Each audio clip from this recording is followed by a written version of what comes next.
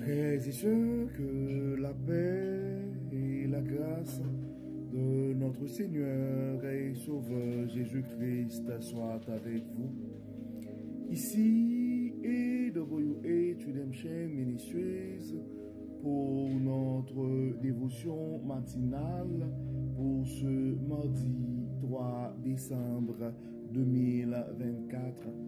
Toujours dans la mission de vous accompagner journée après journée, réveil après réveil, matinée après matinée, sur le chemin du royaume de Dieu. Car l'essentiel, frères et sœurs, est dans le royaume de Dieu. La force est en Dieu. La guérison est en Dieu, l'abondance est en Dieu, la sagesse est en Dieu, frères et sœurs, et surtout l'espérance est en notre Dieu. C'est pourquoi nous nous répétons à chaque instant, cherchons d'abord le royaume de Dieu et sa justice, et toutes les autres choses nous seront données en plus. Donc, bon réveil, mon frère, bon réveil, ma soeur, que le nom de l'Éternel soit béni ce matin, que le nom de l'Éternel soit exalté, que le nom de l'Éternel soit glorifié, car notre Dieu nous a fait du bien. Donc, si tu as la chance de pouvoir te réveiller ce matin, mon frère, tu peux crier Ebenezer, Ebenezer, jusqu'ici l'Éternel nous a secourus. Oui, nous pouvons crier haut et fort. Les bontés de l'Éternel ne sont pas épuisées, frères et sœurs. Ses compassions ne sont pas à leur terme. Elles se renouvellent chaque matin. Oui, en ce début de mois de décembre, et nous devons louer, glorifier le nom du Seigneur, car il nous garde en vie. Le psalmiste nous dit que tous ceux qui respirent louent l'Éternel, louons l'Éternel, et frères et sœurs, en dépit des circonstances, car notre Dieu est digne de louange, il est digne d'exaltation. Donc si ce matin, et tu penses à un frère ou à une sœur, nous t'invitons à partager cette dévotion, car on ne sait jamais ce que la parole de Dieu peut faire dans la vie de l'un de ses enfants bien-aimés. La raison d'être de notre dévotion matinale, c'est d'offrir à chaque frère, à chaque sœur, une opportunité d'avoir un réveil avec Dieu. Car nous avons la ferme conviction que réveil avec Dieu nous donne cette possibilité d'avoir une journée remplie de sa faveur. En accumulant des journées remplies de la faveur de Dieu, nous allons finir par avoir et par compléter une année 2024 remplie de sa bonté. Et en accumulant des années remplies de la bonté de Dieu, frères et sœurs, nous allons finir par avoir une vie comblée de ses plus riches bénédictions sur plusieurs générations. Donc, frères et sœurs, le texte qui nous est proposé ce matin pour notre dévotion, c'est le texte que nous trouvons dans la lettre de Paul aux Hébreux. Nous allons lire dans le 8e chapitre. Nous allons commencer du verset 6 jusqu'au verset 12. Hébreux chapitre 8, verset 6 à 12. Mais maintenant, c'est un service bien supérieur qui a été confié à notre grand prêtre, car il est le médiateur d'une alliance bien meilleure, fondée sur de meilleures promesses. En effet, si la première alliance avait été sans défaut, il n'aurait pas été nécessaire de la remplacer par une seconde alliance. Or, c'est bien un reproche que Dieu adresse à son peuple lorsqu'il déclare: mais des jours vont venir, dit le Seigneur, où je conclurai avec le peuple d'Israël et celui de Juda une alliance nouvelle. Elle ne sera pas comme celle que j'ai conclue avec leur père quand je les ai pris par la main pour les faire sortir d'Égypte. Puisqu'ils n'ont pas été fidèles à mon alliance, moi alors je me suis détourné d'eux, dit le Seigneur. Mais voici quelle alliance je vais conclure avec le peuple d'Israël. Après ces jours, dit le Seigneur, je placerai mes lois dans leurs pensées, je les graverai sur leur cœur, je serai leur Dieu et ils seront mon peuple. Ils n'auront plus besoin de s'enseigner l'un l'autre en répétant chacun à son concitoyen ou à son frère: il faut que tu connaisses le Seigneur, car tous me connaîtront, du plus petit jusqu'au plus grand d'entre eux. Car je pardonnerai leurs fautes, je ne tiendrai plus compte de leurs péchés. Par le simple fait d'appeler cette alliance-là nouvelle, le Seigneur a rendu la première ancienne. Or, ce qui devient ancien et ce qui vieillit est près de disparaître. Nous venons de lire, frères et sœurs, et le texte que nous trouvons dans la lettre de l'apôtre Paul aux Hébreux. Nous avons lu dans le 8e chapitre et nous avons lu du verset 6 jusqu'au verset 13. Et c'est un texte qui nous parle de la nouvelle alliance,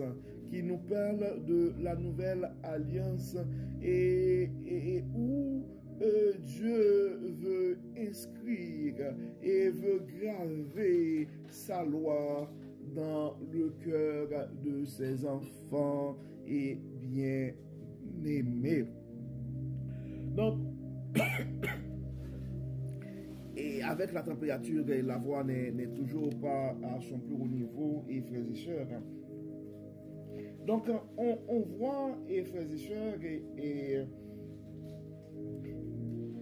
à travers la nouvelle alliance, donc on voit que avec son peuple, Dieu a eu une alliance avec son peuple après sa sortie d'Égypte.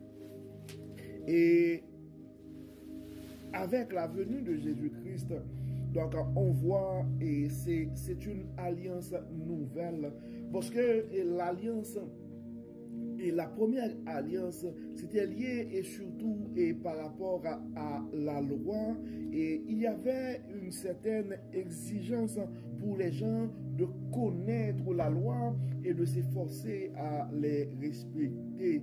Et on voit que la nouvelle alliance a une nouvelle dimension, et ce qui fait, et des fois notre frère Yvenel Henry avait fait une réflexion assez intéressante qui prenait en compte cette considération, la différence entre la nouvelle alliance et l'ancienne alliance. Et des fois, on a, et même au niveau de la gestion, et on en parle souvent, la résistance au changement. Puisque dans le temps, on a eu l'ancienne alliance, on pourrait toujours avoir tendance qu'on est toujours sous le joug de l'ancienne alliance. C'est pourquoi l'apôtre Paul a pris le temps de rappeler aux Hébreux que maintenant, il y a une nouvelle alliance.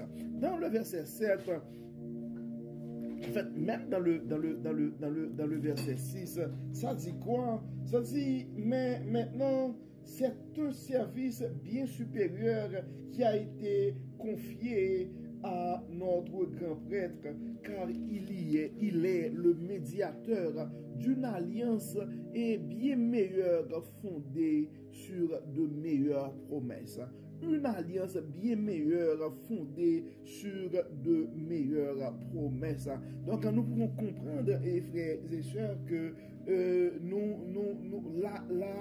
la nouvelle alliance nous ouvre la porte pour de meilleures promesses. Dans le verset 7, l'apôtre Paul continue pour dire, en effet, si la première alliance avait été sans défaut, il n'aurait pas été nécessaire de la remplacer par une seconde alliance. Or, c'est bien un reproche que Dieu adresse à son peuple lorsqu'il déclare « Mais des jours vont venir, dit le Seigneur, où je conclurai avec le peuple d'Israël et celui de Juda une alliance nouvelle. Elle ne sera pas comme celle que j'ai conclue avec leur père quand je les ai pris par la main pour les faire sortir d'Égypte. Puisqu'ils n'ont pas été fidèles à mon alliance, moi alors je me suis détourné d'eux, dit le Seigneur.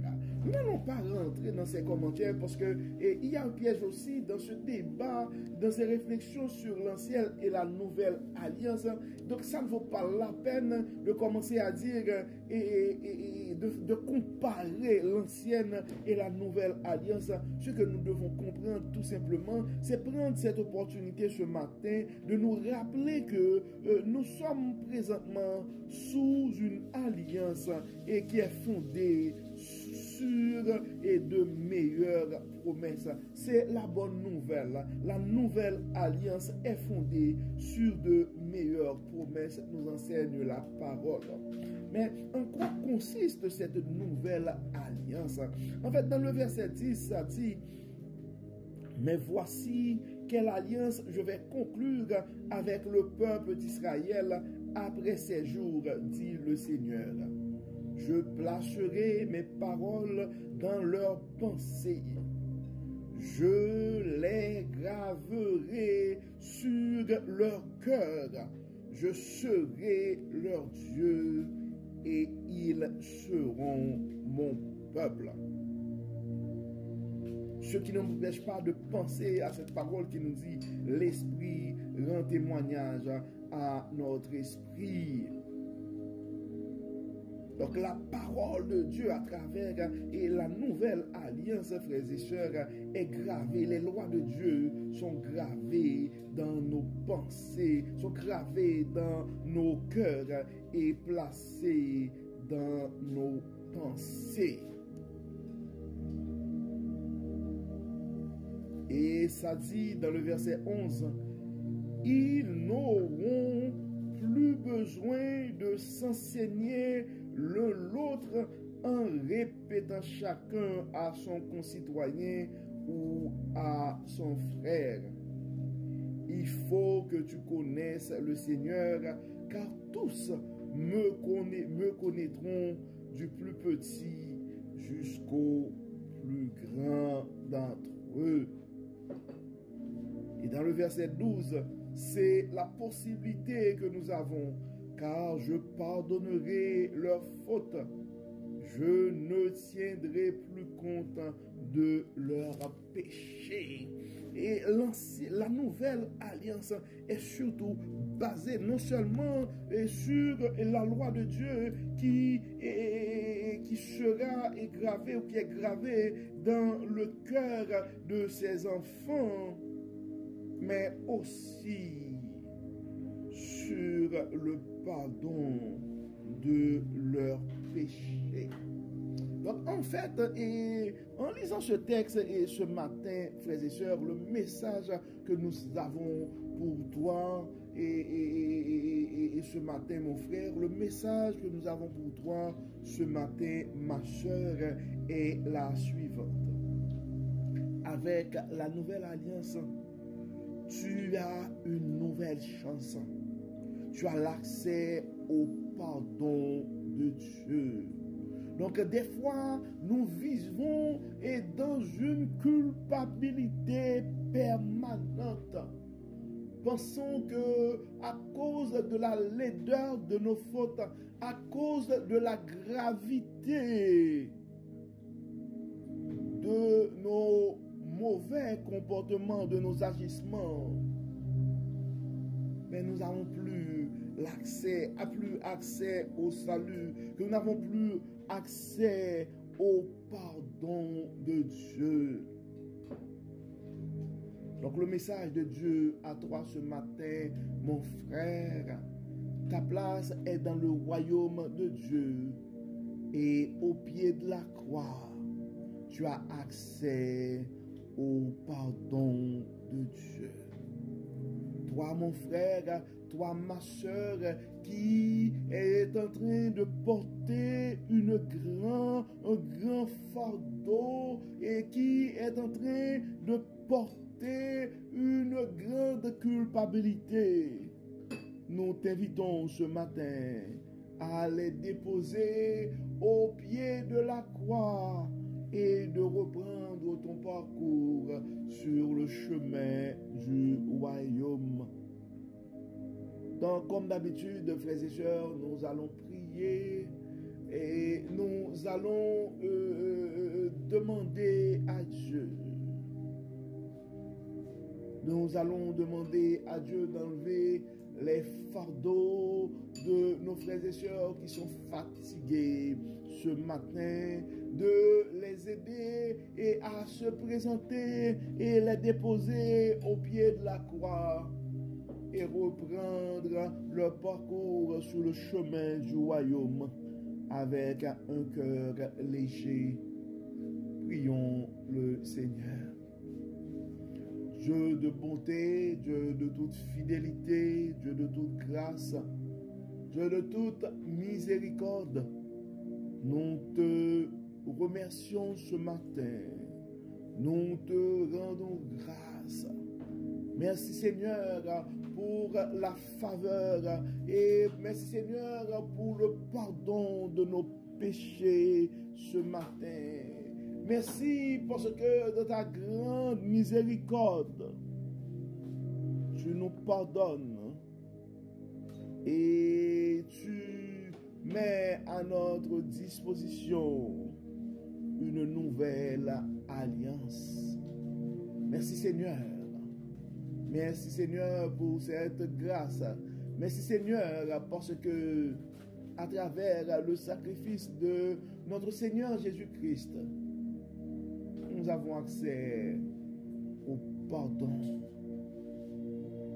Dieu de grâce, Dieu de bonté, Dieu de miséricorde, nous remettons entre tes mains ce matin nos frères et sœurs qui sont en train de porter et de vivre avec de grandes culpabilités. Nous te demandons, Dieu clément, de les révéler ce matin que tu es le Dieu qui pardonne. Tu es le Dieu qui délivre. Délivre ce matin nos frères et sœurs qui se sentent esclaves d'un péché quelconque et qui sont présentement fatigués de cette grande culpabilité. Pardonne, Seigneur, délivre, Seigneur, libère, Dieu clément. Dieu de bonté, Dieu de grâce, nous te demandons d'intervenir dans nos vies, d'enlever en nous tout ce qui n'est pas de toi et permets que ton Saint-Esprit soit vivant en nous. Touche, Seigneur, ce matin les âmes blessées. Touche ce matin les corps malades. Touche ce matin les esprits tourmentés. Dans ton amour, Dieu clément, ce matin, guéris, bénis, délivre et pardonne. Enlève en nous tout ce qui n'est pas de toi. Permets, Seigneur, que ton Saint-Esprit, que ta parole puisse éclairer notre parcours sur le chemin du royaume. Éclaire-nous, inspire-nous, pardonne-nous. Au nom de Jésus, nous prions. Amen. Amen. Frères et sœurs, nous arrivons au terme de notre dévotion pour ce mardi 3 décembre 2024 et nous espérons que votre âme a été bénie et d'ici là, nous vous souhaitons une excellente journée sous le regard du Dieu Tout-Puissant. Que le Seigneur nous bénisse, que le Seigneur nous accompagne, que le Seigneur nous éclaire et nous pardonne. Au nom de Jésus. Amen. Amen. Bon mardi, frères et sœurs, et à demain. Bye bye.